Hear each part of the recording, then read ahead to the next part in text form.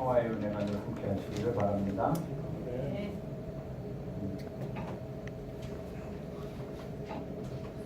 전체적으로 우리의 분위기는 아무래도 전통이나 우리가 살아왔던 그 관습을 따르다 보니까 성탄절이 우리 한국에서는 이렇게 크게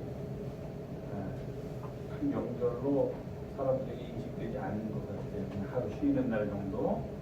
오히려 석가탄신이라 그런 불교의 문화 같은 경우는 우리에게 오랫동안 뿌리 내리고 사람들의 가슴과 머릿속에 심어져 있는 종교라 그런지 더 많은 사람들이 거기서 반응을 하고 또 어떤 행사들이 있는데 우리가 성탄절은 좀 약하지 않은가 하는 그런 생각을 하면서 오늘 성탄절을 맞았습니다. 사실 미국 같은 경우에는 성탄절은 1년 중에 가장 큰 민족의 행사라고 하지는 않지만 사람들이 즐거워하고 함께 즐기는 행사입니다. 평소에 교회 안 나가는 사람들도 1년에 한 번 또는 두 번 성탄절과 부활절에는 교회 나가는데 특별히 성탄절에 더 많이 모입니다. 제가 미국에서 목회할 때도 제일 많이 1년 52주와 특별 행사가 있을 날들을 꼽아봤을 때 제일 많이 모이는 날은 12월 24일 저녁입니다. 12월 24일 저녁에 되면은 대학교에 가서 멀리 가서 미국은 주로 대학들은 다 멀리 가니까요. 멀리 가서 공부하던 자녀들도 다 돌아오고 또 교회에 평소 잘 출석하지 못하시던 분들도 다 나와서 12월 24일 저녁이 제일 많이 모여서 성탄 찬양 예배를 드리고 그 다음에 많이 모이는 날이 25일입니다. 성탄절 아침에 모여서 예배드리면 그때도 그 많은 분들이 참석해서 같이 함께 예배하고 하는 날이 성탄절.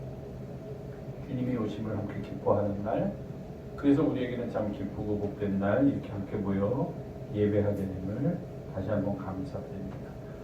오늘 특별히 좋은 봉헌송을 연주해 주신 우리 조한규 목사님께 감사드리고 또 성탄 찬양으로 우리들의 마음에 감동을 준 분이엘 찬양대에도 감사 말씀드립니다. 자, 그럼 기도하시고 하나님의 말씀 나누겠습니다. 고마우신 주님, 아기 예수께서 탄생하심을 기뻐해서 함께 모여 하나님께 예배하며 이 시간은 우리를 향하신 하나님의 뜻을 찾고자 합니다. 주께서 우둔한 우리의 눈을 뜨게 하시고 마음을 열어주시고 우리를 향하신 하나님의 뜻을 분별하며 그 뜻에 잇대어 살아가는 하나님의 백성들, 자녀들 되게 도와주시옵소서. 말씀을 전하는 부족한 자도 가려워 주시옵고 전하는 자나 듣는 자 모두 겸손하게 주의 말씀 안에서 은혜를 깨우치는 귀한 시간 되게 도와주시옵소서. 우리 구 예수님의 이름으로 기도하옵나이다. 아멘. 예수님의 탄생 소식을 우리들에게 전해주는 복음서의 이야기는 크게 두 가지가 있습니다. 하나는 마태복음에 나오는 동방 박사들이 예수님을 방문한 이야기와 또 하나는 누가복음에 나온 목자들이 아기 예수를 찾아서 경배한 이야기입니다.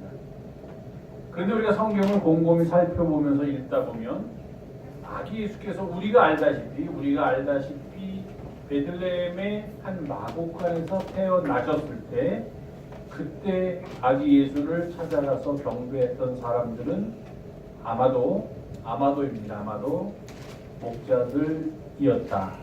그렇게 생각할 수가 있습니다. 그런데 우리는 어릴 때부터 성탄이 되어서 교회 학교에서 아기 예수께서 이 땅에 오심을 조그만 연극으로 꾸미는 것을 보면은 거기는 마리아가 있고 요셉이 있고 아기 예수가 있고 그 주변에는 세 가지 예물을 들고 예수님을 찾아온 동방박사 세 사람이 등장했고 그때는 흔히 아이들이 어른들의 찬양대 가운을 빌려 입고 머리에다가는 수건을 두르고 코에다가는 수염을 붙이고 등장을 합니다. 그래서 동방박사 세 사람이 조그만 선물을 들고 와서 드리는 장면을 연출하고 또 그 다음에는 이어서 목자들이 옵니다. 옆에는 양들도 따라오고 목자들이 와서 예수님께 경배하고 이렇게 예수님을 지켜보는 그런 모습들을 우리가 많이 성탄절이 되면은 보게 됩니다. 그런데 복음서의 이야기를 가만히 들여다보고서 깊이 생각해 보면 이렇게 동방박사하고 목자들이 같은 시간에 같은 장소에서 예수님을 찾아온 것 같지는 않다 하는 그런 생각을 합니다. 그냥 읽으면은 아기 예수를 찾아간 게 동방박사고 아기 예수를 찾아간 게 또 목자들이니까 그들이 함께 가지 않았을까? 또 성경을 한쪽에서는 마태복음에서는 동방박사들, 누가복음에서는 목자들 이렇게 이야기하다 보니까 동시에 일어난 일처럼 우리가 생각하기 쉽지만 가만히 들여다보고 그 문장 하나하나를 우리가 분석하면서 있다 보면 아마도 다른 시간에 다른 장소에서 동방박사들이 갔고 목자들이 가지 않았나 그런 생각을 하게 됩니다. 신약을 연구하는 학자들에 의하면 목자들은 정말로 그날 밤 바로 오늘 새벽에 예수님께 가서 예수님을 경배했고 동방박사들은 그 예수님께서 태어나신 마구간이 아니라 그 어떤 집에 즉 베들레헴에서 예수님께서 아마 2살 전까지 머무르셨던 것 같습니다. 그때 예수님을 찾아가는 것이 아닌가 하는 그런 것들을 우리가 성경에 있는 여러 가지 이야기들을 깊이 읽다 보면은 그런 생각도 하게 됩니다. 어쨌든 중요한 것은 동방박사와 목자들 이 두 부류의 사람들이 아기 예수 아주 어린 2살 이하의 아기 예수를 찾아가서 경배하였다는 사실이 성서가 우리들에게 말해주는 사실입니다. 제가 그래서 올해는 예수님의 특히 아기 예수님을 만난 사람들의 초점을 맞춰서 2주 전에는 동방박사들이 예수님을 찾아간 이야기를 드렸고 오늘은 목자들이 예수님을 찾아간 이야기를 드리려고 합니다. 동방박사들이 왜 예수님을 찾았을까? 보배 합을 열기 위해서다. 제가 이미 말씀드렸기 때문에 아십니다. 동방박사하고는 좀 다른 목자들 이야기를 하겠습니다. 목자들이 예수님을 찾아가게 된 데에는 가장 기여한 게 동방박사들이 예수님을 찾아가도록 이끈 것이 별이었다면 목자들이 예수님을 찾아가도록 이끌어준 것은 천사들이었습니다. 밤에 성경이 이렇게 나와 있습니다.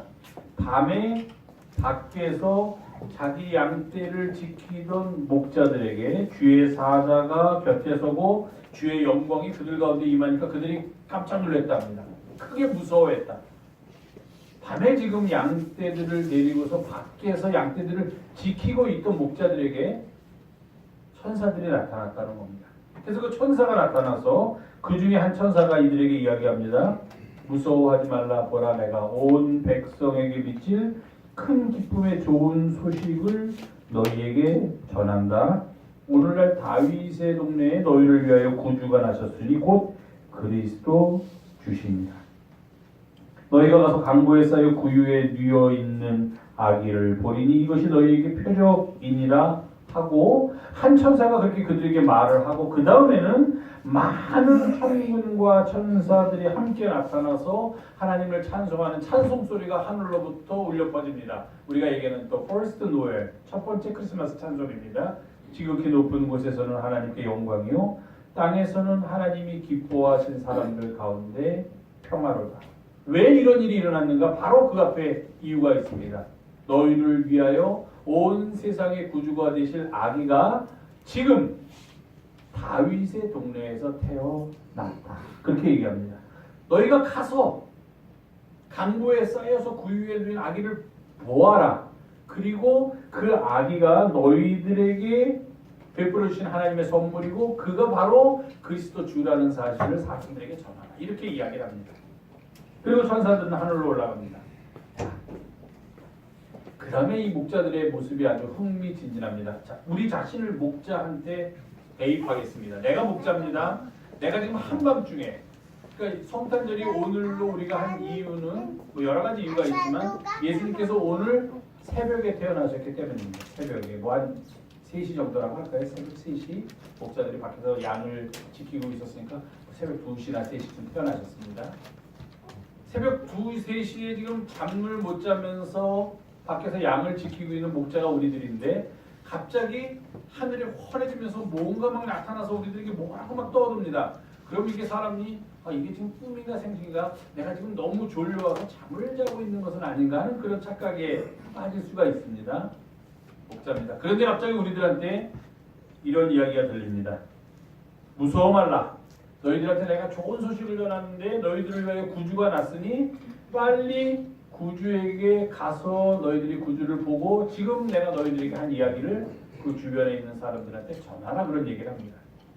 한 사람의 목자가 아니라 목자들이라고 표현되고 또 목자가 서로 말했다라고 표현했던 성경의 구절로 미루어 보건데 목자는 한 사람이 아니라 뭐 몇 명인지는 모르지만 적어도 여러 명이 있었을 것입니다. 그리고서 이러한 경험을 하고 서로 이야기를 했을 것입니다. 아, 내가 지금 깜빡 잠이 들었나 본데 그때 내가 꿈에서 아마도 꿈을 꾼 모양이야. 짧은 시간이었지만 이런 것들을 듣고 이런 것들을 봤는데 이게 무슨 일일까 했더니 다른 목자가 똑같은 얘기를 했다. 나도 봤는데 나도 들었는데 거기서 몇 사람이 같이 함께 의견을 나누다 보니까 다들 똑같은 것을 보았고 들었다 이렇게 이야기를 합니다. 이들이 결론을 이것은 꿈이 아니었나 보다. 만약에 꿈이라고 한들 어떻게 이렇게 우리가 동시에 똑같은 내용의 꿈을 꿀 수 있었겠는가. 아마 우리가 꿈이라고 지금 생각하고 있지만 새벽이라서 이것은 꿈일 것이다 라고 추측하지만 꿈이 아니라 실제로 일어났던 사건인가 보다 하고 자기들이 들은 이야기를 자기들의 기억을 되살리면서 함께 맞춰 보았더니 오늘 성경 본문에 나온 이야기입니다. 천사가 나타났다. 그리고 천사가 우리들에게 구주가 나셨다는 소식을 전했다. 근데 그 구주가 어디서 나셨는가? 다윗의 동네에서 나셨다. 당시 유대인들에게 다윗의 동네라는 것은 베들레헴입니다. 그리고 그들은 메시아가 탄생하기를 고대하고 있었는데 그 메시아는 다윗의 자손 중에서 태어날 것이라고 고대하고 있었습니다. 그러니까 이런 모든 것들, 자기들이 지금 고대하고 기다리던 그런 모든 사실들과 천사가 나타나서 자기들에게 알려준 사실이 딱 들어맞는다는 겁니다. 그래서 천사가 뭐라고 그러냐면 너희가 지금 다윗의 동네라고 표현했지만 유대인들은 이미 그게 베들레헴이라는 걸 알고 있었고 이 목자들이 있던 곳은 그 베들레헴에서 멀리 떨어지지 않은 단숨에 달려갈 수 있는 그런 가까운 들에 있었다는 것을 우리가 알 수 있습니다. 어디 가서 아기를 찾을 수 있을까? 그랬더니 이렇게 얘기합니다. 강보에 쌓여 구유에 뉘어 있는 아기를 볼 것이다. 강보는 어린아이를 싸는 포대기를 말하죠. 구유는 뭡니까? 말모에 자꾸 우리가 구주 그러면서 우리 구주께서 구유에 태어나시면 구유도 뭔가 뭐 대단한 게 아닌가 하고 착각하시면 아니에요. 말이 먹이를 먹는 말 여물통입니다. 그러니까 이거는 예수를 찾기를 아주 쉽게 해주는 거예요. 베들레헴에 달려가서 갓난 아기를 찾는데 갓난 아기가 어디에 있는 걸 찾냐? 강보에 쌓여서 아기를 갓 태어난 아기를 쌓아주는 포대기에 쌓여서 말이 먹는 여물통에 있는 아기를 찾아가라. 천사가 이렇게 얘기하는 겁니다. 그러니까 또 별로 고민할 필요가 없어요. 그 베들레헴에 가서 어떻게 아기를 찾지? 그날 밤에 태어난 아이가 그렇게 많지 않았을 것입니다. 또 그 아기들 중에서 강보에 쌓여서 말 여물통에 있던 아이는 아마도 예수님 이외에는 없었을 거다 우리가 이렇게 추측할 수가 있습니다. 다른 아기들은 적어도 강보에 쌓여서 구유가 아니라 따뜻한 아늑한 방에 있었을 것인데 예수님만 강보에 쌓여서 구유에 있었기 때문에 이 목자들이 천사들의 이 이야기를 듣고 베들레헴으로 달려가서 아기 예수를 찾는 것은 그렇게 어려운 일은 아니었을 것입니다. 아마 짧은 시간 자기들끼리 모여서 의논을 했을 겁니다. 그리고 그 다음에 천군 천사들이 다 올라간 다음에 목자들의 반응은 어떠했습니까? 자, 이제 베들레헴으로 가서 저 천군 천사들이 우리에게 알려준 우리에게 일어난 일들을 한번 우리가 보자. 그리고서 그 다음 본문을 보니까 빨리 베들레헴 마을로 들어갔다. 이 사람들은 밖에 있었고 베들레헴 마을로 들어간 겁니다. 아주 멀리 떨어져서 동방박사처럼 먼 곳에서 먼 곳으로 이동한 것이 아니라 도시와 도시 주변에 있는 뭐 농촌은 아니지만 들에 있었고 이 들에서 도시로 들어간 겁니다. 들어가서 수소문을 했죠. 아기가 태어난 곳이 어디 있을까? 크지 않은 작은 고을 베들레헴에서는 아기가 태어났다는 것이 금세 사람들에게 알려졌습니다. 비록 새벽이라고 하더라. 아기가 태어난 곳을 찾았고 찾아가서 정말 아기를 보려고 했더니 그 아기는 어디 있었는가? 천사들의 말대로 구유에 있었다는 겁니다. 목자들이 바로 이 아기가 천사들이 우리에게 말했던 그 아기구나 하면서 천사들이 자기들에게 이야기한 것을 거기 모여있는 사람들 뭐 마리아와 요셉은 당연히 있었지만 아기가 난다고 그랬으니까 그래도 인정이 있으니까 주변 사람들 몇이 와서 그 아기 낳는 마리아가 해산하는 수고를 아마도 도와주었을 거다. 그래서 사람들 몇이 같이 주변에 모여있고 또 그 새벽에 아기가 태어났다고 하고 또 그 아기가 마구간에 있다고 하니까 사람들 안에 측은지심이 일어나서 또 몇 사람들이 그 아기를 도울 수 있는 그런 것들을 가지고서 아마 찾아와서 아기를 지금 보고 있었나 봅니다. 그저 한 아기가 태어난 것으로 그들은 알고 있었던 것입니다.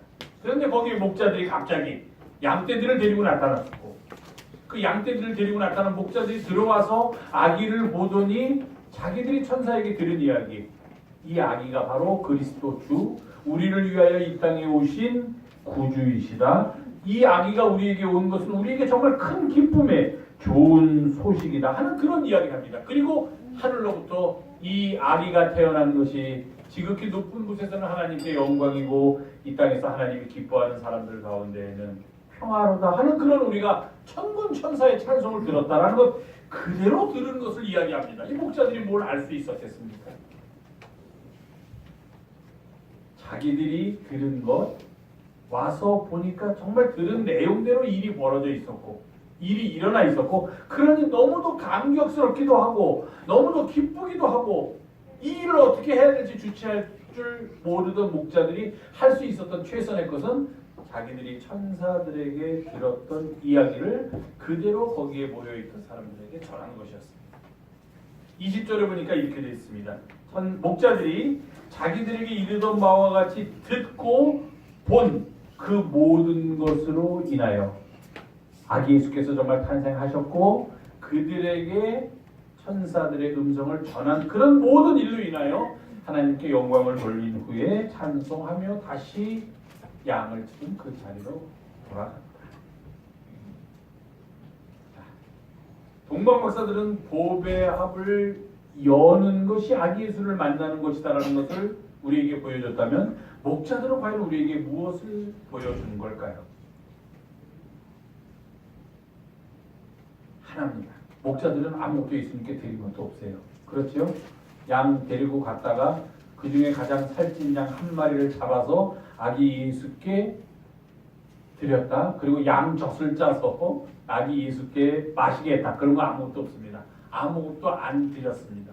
그저 양떼들 데리고 찾아갔다가 한 마리도 안 남기고 다시 양떼들 다 데리고서 그들의 자리로 돌아갔습니다. 그런데 도대체 목자들이 아기 예수를 찾아가서 경배하는 것이 무엇이 중요할까? 아까도 말씀드렸지만 우리 자신을 목자의 자리에 대입합니다. 우리에게 아기 예수가 탄생했다는 소식이 들렸다면, 우리에게 다윗의 동네로 가보라는 천사의 음성이 들렸다면, 거기서 강보에 쌓여 구유에 누워있는 아기를 보라는 천사의 음성이 들렸다면 우리는 어떻게 반응할까? 대부분의 사람들은 헛소리 마라, 그런 일은 일어나지 않는다는 반응이 첫 번째입니다. 대부분의 사람들은 지금 내 할 일도 바쁜데 그런 허황된 소리를 찾아서 나보고 양을 두고 가라고, 아니면 이 양떼들을 다 데리고 베들레헴 도시 한가운데로 들어가라고. 암만 베들레헴이 작은 고을이지만 어떻게 이 양들을 데리고 다 들어가서 도대체 그 아기가 어디에서 태어난지도 모르는데 구유에 누워있는 아기를 찾으라고. 말도 안 되는 소리 하지도 말아라. 무슨 구유에. 그리고 또 대부분의 사람들은 이렇게 반응합니다. 구유에 누워있는 아기가 우리에게 표징이 되어서 그가 우리의 주님이 될 거라고. 이것처럼 참 우스운 말도 없구나. 큰 정치인의 집안에서 한 아기가 태어났으니 그 아기를 찾아가서 경배하라고 한다면, 대단한 부자의 집에서 태어난 아기가 이제 앞으로 너희들을 그 부자의 능력을 가지고 배부릴 것이니 찾아가서 경배하라고 한다면 그거는 납득할 수 있고 해볼 만한 일인데, 구유에 누워있는 아기가 구세주라고 고백하기 위해서 찾아간다는 것은 우리와 같이 머리가 잘 돌아가고 세상에 잘 적응하면서 약삭빠르게 살아가는 사람들한테는 허무맹랑한 이야기입니다. 꿈입니다. 이런 얘기 들을 필요 없습니다. 차라리 지금 내가 양 한 마리 더 잘 보살피고 양 한 마리 맹수에게 빼앗기지 않고 양 한 마리 아프지 않게 꼴 먹이는 것이 더 중요한 일입니다. 그런데 목자들의 반응은 달랐다는 겁니다. 목자들은 복음에 대하여 즉시 반응을 했습니다. 그들에게 복음이 들릴 때 그들은 그것에 대해서 자기들의 형편과 복음의 내용을 비교하지 않았습니다. 어느 것이 더 중요한가, 어느 것이 더 나에게 이익이 될 것인가, 어느 것이 나에게 더 좋은 일일까를 비교하지 않았다는 겁니다. 복음에 대하여 먼저 움직였던 것이 바로 목자들이었다는 것을 오늘의 본문은 우리들에게 전해줍니다. 복음을 들었습니다. 그리고 그 복음의 내용을 가지고 가서 거기 있는 사람들이 어떻게 생각할지 모르지만 그들에게 그대로 전했습니다. 우리가 이런 소식을 듣다. 목자들이 역시 무식하니까 이런 아기가 무슨 우리의 구세주인가, 어떻게 우리의 메시아가 될 수 있는가. 거기 모여있던 사람들의 대부분은 시큰둥하게 그들의 말을 들었을 것입니다. 오늘 본문이 이렇게 나오죠. 그들이 다 놀랍게 여겼다 하는 것은 정말로 깜짝 놀라서 정말 그게 사실이야? 그게 아닙니다. 웃기고 있네요. 허무맹랑한 이야기를 하는구만. 이 사람들 어디서 온 사람들이야? 밤에 잠 안 자고 양 지키더니 지금 정신이 어떻게 된 모양이네. 대부분의 사람들의 반응이 이랬다는 겁니다. 왜냐하면 그 다음 본문은 이렇게 얘기합니다. 마리아는 이 모든 말을 마음에 새기어 생각했다. 다른 사람들은 상대적으로 이 모든 말을 건성으로 들었다.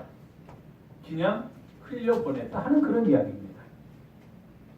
그럼에도 불구하고 이 목자들의 반응은 이들과 똑같이 천사들의 소리를 흘려보낼 수 있었는데 그렇지 않고 찾아갔다는 데서 우리가 다시 한번 목자들한테 주목할 이유를 찾게 됩니다. 복음의 김박선입니다. 세상을 살다 보면요, 주님을 따르고 주님의 길을 걷는 것보다 해야 될 일이 얼마나 많은지 모릅니다. 당장 급한 일이 얼마나 많은지 모릅니다. 주님의 제자로서 살아가는 것은 조금 미뤄도 크게 문제가 될 것 같지 않고 이 일은 지금 하지 않으면 뭔가 내 인생에 굉장한 손해를 볼 것 같은 그런 일들이 너무나 많이 있습니다. 양떼들을 데리고 베들레헴으로 들어가서 구유에 누워있는 아기를 찾으러 가라고요? 아마 요즘 사람 같으면 그런 일 아무도 안 합니다. 차라리 그냥 내가 밖에서 양떼를 지키고 있는 게 나아요. 설령 구주가 탄생하셨다고 하더라도 나와는 상관없는 일이다. 그러면서 속으로는 그렇게 비웃을 겁니다. 구주가 났는데 그가 구유에 있어? 어떻게 구주가 구유에 있을 수 있나? 같은 구자 들어갔다고 뭐 그게 구주인가? 이렇게 생각하기가 쉽다는 겁니다. 왜? 구주는 메시아는 크고 화려한 곳에서 태어나야만 합니다. 그래야지만 우리가 그를 따르고 그에게 경배할 수 있습니다. 나보다 더 천해 보이는 사람, 나보다 더 낮아 보이는 사람, 나보다 더 없어 보이는 사람한테 내가 경배하라고요? 그를 찾아가서 그를 보고 그가 구주라고 다른 사람들한테 말하라고요? 할 수 없습니다. 그 사람들이 다 나보고 이상한 사람이라고 합니다. 나보다 돈이 많은 사람, 나보다 권력이 더 있는 사람, 나보다 힘이 있어 보이는 사람, 나보다 뭔가를 할 수 있는 사람을 찾아가서 경배해야지 나에게도 뭔가 생기고 뭔가 정상적인 것 같은 게 우리네 세상 살아가는 모습이기 때문입니다. 그것도 또 모습일 뿐만 아니라 그것이 사실이기 때문에. 그러나 우리 그리스도인들은 늘 역설의 삶을 살아갑니다. 사람들이 왜 저러지 하는 삶을 살아갑니다. 사람들은 가지 않는 길을 가려고 합니다. 우리가 찾는 궁극의 목적은 바로 구원과 영생이기 때문입니다. 하나님의 백성으로서 세상을 살아가는 것이기 때문입니다. 목자들은 즉시 반응했습니다.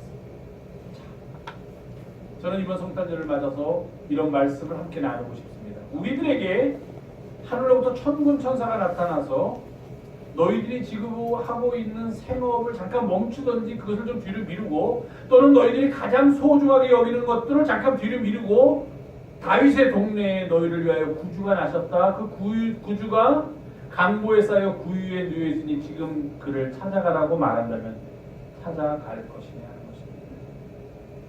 찾아갈 것인가? 아니면 잠깐 제가 목회를 하면서 그런 이야기를 너무 많이 듣기 때문입니다. 같은 일을 해야지. 목사님 제가 개인적으로 목사님 너무 좋아하고 제가 밥도 사드리고 싶은데 지금 계획하고 있는 것은 아직까지도 요것만이 안 됐어요. 그분은 좀 안타까워요. 요것만 늘 그래요. 요것만 하면 좋겠어요. 요 일만 해결되면 지금 요만큼 내가 집이 요렇게 돼 있는데 요 집을 요렇게 옮기려고 하는데 그 일만 되면 내가 지금 사업을 요렇게 하고 있는데 요 사업만 요렇게 되면 그때 되면 내가 열심히 봉사하고 그럼 내가 그때 가면 재력도 어느 정도 있으니까 열심히 주님을 위해서 하겠습니다라고 하는 사람들이 많습니다. 주님은 여기서 여기 더 커가는 것을 원하시지 않는 것은 아니지만 원하긴 하지만 지금 여기서 여기를 더 커가는 것보다도 지금 이 자리에서 내 모습 그대로 나를 따라오는 그런 사람을 주님은 원하신다. 그게 목자였어요. 그래서 주님께서 오신 2000년이 지난 지금까지도 우리들은 성탄절만 되면 제일 먼저 떠오르는 사람이 목자들입니다. 이 얘기합니다. 목자들이 아기 예수께 경배하러 갔다 연극을 만듭니다. 노래를 부릅니다. 목자들이 이름도 모르는 목자들이 성탄절에 아기 예수 다음에 주인공으로 등장할 수 있는 이유는 그들이 가장 귀한 것을 찾기 위해서 그 길을 택했다는 것을 우리가 너무도 잘 알게 됩니다. 그래서 우리는 이름도 모르고 그 한밤중에 잠도 못 자면서 들에서 자기 양을 지키던 그 목자들, 매년 이맘때 크리스마스 때만 되면 성탄절 때만 되면 그들을 노래하고 목자들이 양떼와 함께 주님을 찾아갔다고 그렇게 그들을 찬양하고 우리들의 삶 속에 그들을 다시 불러들이게 됩니다. 우리는 과연 어떤 삶을 살고 있습니까?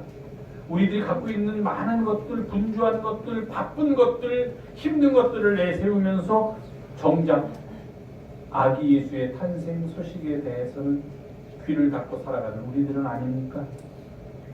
천사들이 나타나서 우리들에게 아기 예수가 탄생했다고 알려주는데 그게 기쁜 소식이라고 알려주는데 여전히 우리는 내 일상이 더 급합니다. 나는 그냥 여기에 머물러 있겠습니다. 아기 예수는 저쪽에서 탄생하시고 나는 이쪽에서 그냥 이대로 살겠습니다라고 그렇게 생각하며 지내고 있지는 않습니까? 목자들을 기억하는 2018년도 성탄절이 되기를 주님의 이름으로 부탁을 드립니다. 기도하겠습니다. 고마우신 주님, 오늘도 저희가 주의 나심을 기뻐하며 함께 모여 예배하고 또 우리가 이 땅에서 하나님의 백성으로 하나님의 자녀로 어떻게 살아가야